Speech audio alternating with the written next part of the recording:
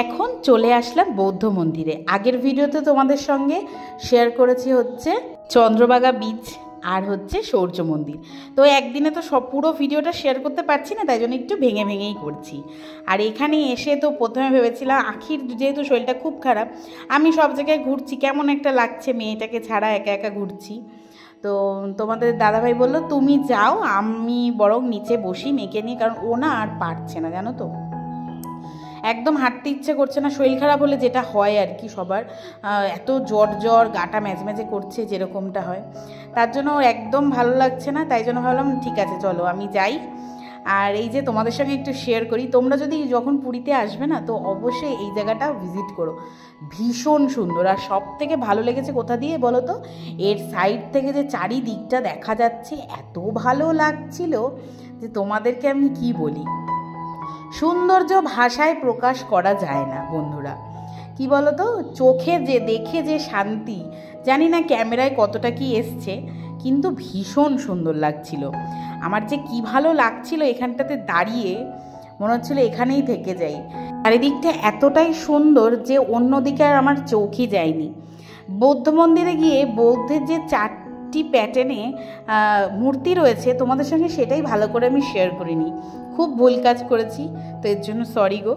তো যাই হোক, তোমরা গেলে পরে অবশ্যই ভালো করে দেখে নিয়েছো। শুধুমাত্র যেখানে ধ্যান মগ্ন ওই জায়গাটাই আমার তোলা হয়েছে, আর বাদবাকি যেখানে শয়ন হয়ে আছে, যেখানে আশীর্বাদ করছে, ভীষণ সুন্দর সুন্দর, মানে চারটে প্যাটার্নে রয়েছে চারটে দিকে, ভীষণ সুন্দর ছিল। কিন্তু আমি এই চারিদিকটা তুলতে গিয়ে, চারিদিকের ভিউটা তুলতে গিয়ে এতটাই ব্যস্ত হয়ে গেছিলাম যে আসল জিনিসটাই আমি মন্দিরে তুলতে ভুলে গেছি।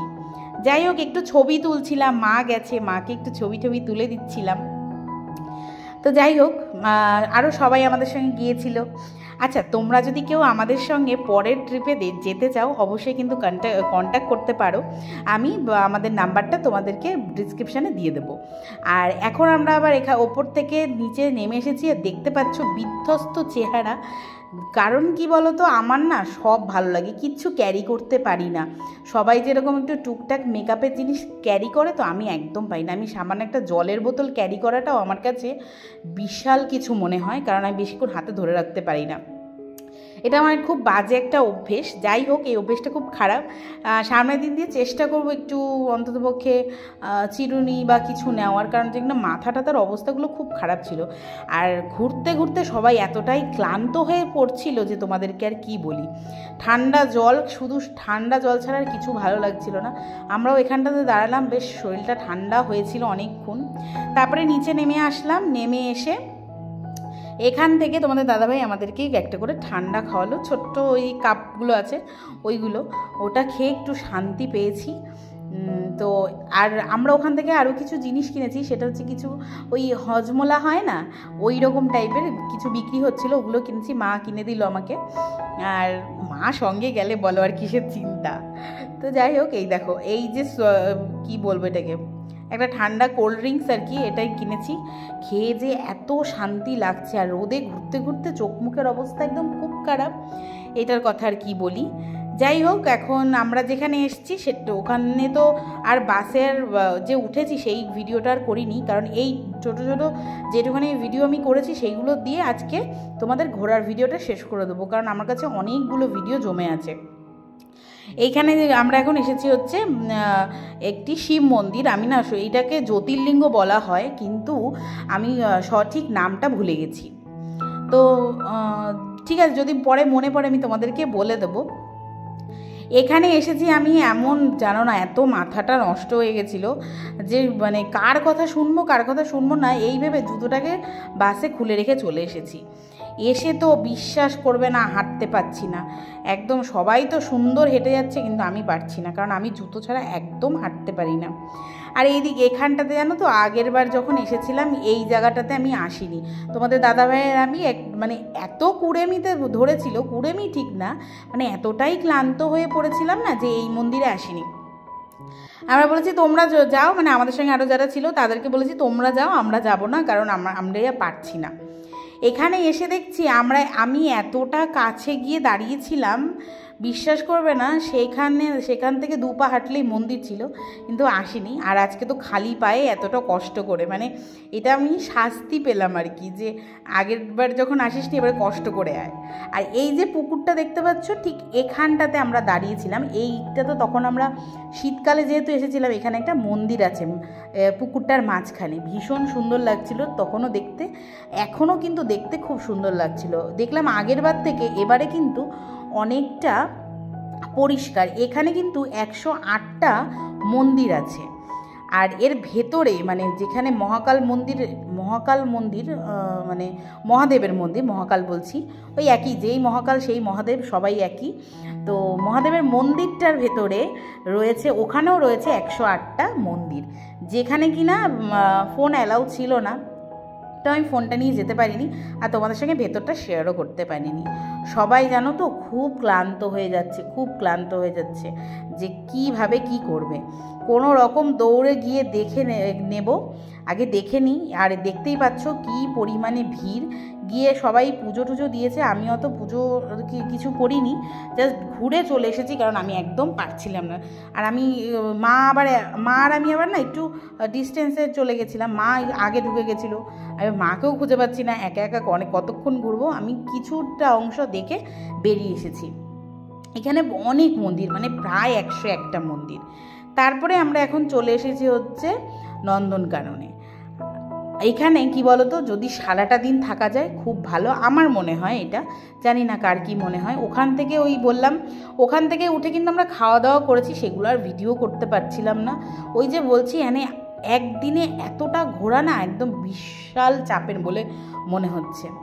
তো চলো, জুতে এখন ঢুকেছি। আমরা তো হাঁটতে পারছি না, পা পুরো ধরে গেছে, কারণ সাথে রয়েছে এই যে আমাদের পাশের থেকে, আমাদের চুচুড়া থেকে যে ঠাম্মা এসছে, ওই ঠাম্মা, পিসি, তারপরে হচ্ছে মা, এরা সবাই আর হাঁটতে পারছে না, একদিনে খুব চাপ পড়ে গেছে সবার ওপর। তাই জন্য এখানে জঙ্গল সাফারি বলে একটা গাড়ি রয়েছে, সেটাই আমরা বুক করব। তোমাদের দাদাভাই বললো সবাই যে যার যেরকম পছন্দ সে সেই হিসেবে ঘুরে নিক, তাতে কোনো সমস্যা নেই। তো তোমরা দাঁড়াও, তোমাদেরকে আমি বুক করে দিচ্ছি। তার মধ্যে জানো তো খুব খারাপ একটা জিনিস হলো এর মধ্যেই, যে বৃষ্টি নেমে গেছিলো। এখন যেই বাঘ বলো, যেই পশু পাখিরা আর কি বাইরে থাকবে, যাদেরকে দেখতে পাবো না, তারা কিন্তু সবাই তাদের খাঁচায় ঢুকে গেছে। এইটাই ভয় পাচ্ছিলাম, তবুও যাই হোক দেখা গেছে কিছু কিছু। চলো কোথায় কিভাবে দেখলাম সেটাই তোমাদেরকে আমরা দেখাচ্ছি। আমাদের এখন বিধ্বস্ত অবস্থা, আর আমরা এখন কোথায় এসেছি বাবু? গাড়ি কোথায় এসেছি? জুতে এসে বিধ্বস্ত অবস্থা দেখতেই পাচ্ছ, ঘেমে নেই, আর তার মধ্যে বৃষ্টিও নেমেছে। আর এখন আমরা আছি গাড়ির লাইনে, কারণ হেঁটে দেখা সম্ভব না, আর পাচ্ছি না, তার জন্যে। এখানে অনেক লোক হেঁটে হেঁটে যাচ্ছে, কিন্তু আমরা আর পাচ্ছি না। আখিরও তো শরীরটা খুব একটা ভালো নয়। আর এই যে ঠাম্মা রয়েছে, পিসি রয়েছে, মা রয়েছে, আমরা সবাই আর হাঁটতে পারছি না, ধরে ধরে দাঁড়িয়ে আছি।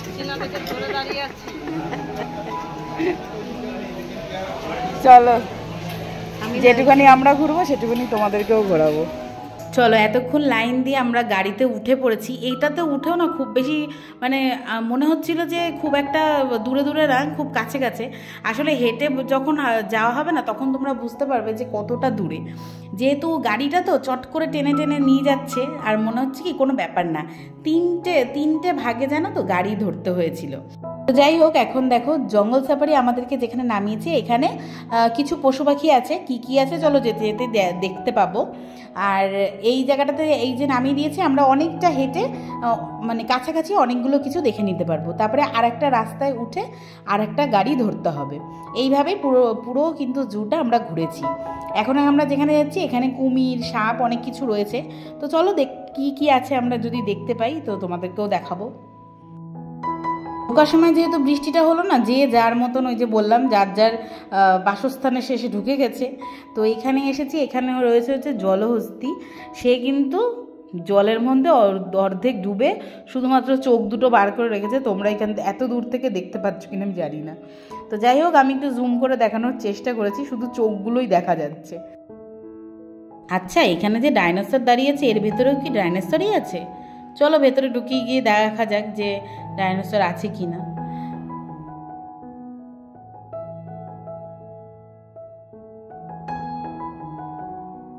এই দেখো এখানে তো সত্যি সত্যি ডাইনোসর আছে, ওই দেখো মূর্তি বানিয়ে রেখে দিয়েছে, যেগুলো কিনা এখন আর জ্যান্ত নেই। যাই হোক, এখানে দেওয়া রয়েছে কোথায় কি আছে, পরপর এত কিছু খুঁজে দেখার কোনো প্রয়োজন নেই, হাঁটতে থাকবো যত দূর যা চোখে পড়ে। তো সাপগুলো তো কিচ্ছু দেখা যাচ্ছিল না, তাই জন্য এখানে দেখো কতগুলো কুমির ছিল, সেটাও তোমাদেরকে একটুখানি দেখিয়ে দিলাম। আবার আমরা কিন্তু গাড়ি ধরে নিয়েছি, কি ভীষণ ভালো লাগছে, মনে হচ্ছে এই তো এখান দিয়ে এইটুখানি, কিন্তু এইটুখানি হেঁটে যেতে না পুরো শেষ জীবনটা।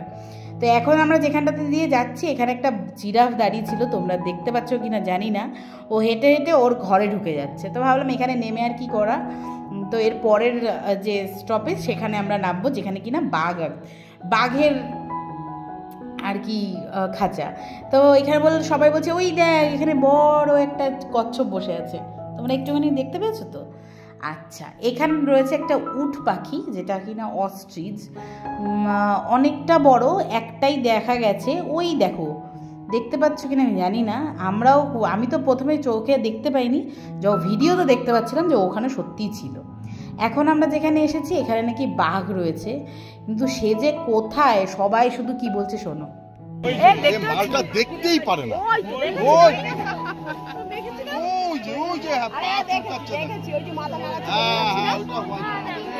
এটা নাকি ছিল হচ্ছে সিংহের খাঁচা, সবাই শুধু বলছে ওই যে কোথায়, আমি কিন্তু চোখে ধরা পড়েনি, আমি এখন ক্যামেরাতেও দেখছি সেইভাবে কিছুই ধরা পড়েনি। যাই হোক, এবারে পরেরটাতে যাওয়ার চেষ্টা করছি, মানে পরের খাঁচাতে কি আছে। তো এখানেও নাকি সিংহ ছিল, তো দেখা যাক কি থাকে, কি দেখা যায় কি না।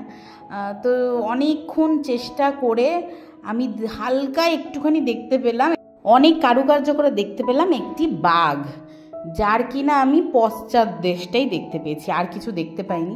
সবাই তো শুধু ওই একটি কথাই বলছে ওই যেটা যে কোথায় ভাই আমি দেখতে পাচ্ছি না।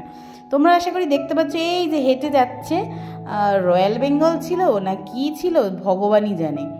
তো যাই হোক, শেষ মুহূর্তে কিন্তু ভীষণ ভালো, আমাদের মানে একদম পয়সা উসুল বলে না, সেরকম টাইপের মন খুশ করা জিনিস আমরা দেখে নিয়েছি। কি দেখেছি সেটা দেখতে গেলে লাস্ট অবধি দেখো। এবারে এই যে দেখতে পাচ্ছ পশ্চাৎপদ দেখিয়ে ঢুকে গেল, আমরা তো ভাবলাম হায় রে, যাও একজনকে একটু দেখা গেল, সেও শুধু তার পেছনটা দেখিয়ে আমাদেরকে চলে যাচ্ছে। তারপরে অনেক ডাক খোঁজ করার পরে আসলো, দেখে কি কিউট লাগছে, বিশ্বাস করো ধরে মনে হচ্ছে গিয়ে একটু চটকে আসি, কিন্তু না, এই চটকানিটা যদি উনি আমার বাইরে থাকে উনি কিন্তু আমাদেরকে চটকে দেবে, অতএব অত ভালোবাসা দেখিয়ে লাভ নেই, ভালোবাসাটা দূর থেকেই ভালো লাগে, তাই না বলো? তো দেখে মনে হচ্ছে ভীষণ সুইট, ভীষণ একদম গল্লু মল্লু, তো দেখে ভীষণ ভালো লাগছে, মনটা জাস্ট খুশ হয়ে গেছে। কিন্তু হ্যাঁ দাঁড়াও, শেষ অবধি কিন্তু আরও কিছু আছে। আর এখন যেখানে আমরা এসেছি এখানে ছিল হচ্ছে লেপার্ড, তো লেপার্ড এখানে দুটো ছিল, এরা একটু খেলাধুলো করছিল এখানে, এটা দেখেই জাস্ট আমরা পাশেরটাতে চলে যাব।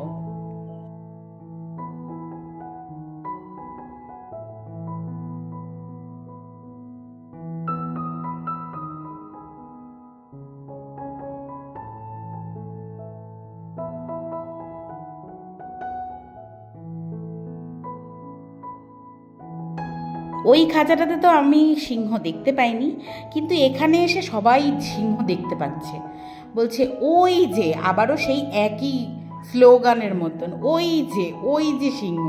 তারপরে অনেক কষ্ট করে খুঁটিয়ে দেখলাম, আচ্ছা এখানে একজন আছে যে কিনা বেশ সুন্দর করে কিছু একটা নিজের ঘাড় বেঁকিয়ে বেঁকিয়ে কাজকর্ম করছে। এখানে ছিল একটি সাদা বাঘ, যেটি কিনা ভালোভাবে আমরা দেখতে পেয়েছি, কিন্তু তোমাদেরকে দেখাতে পারিনি।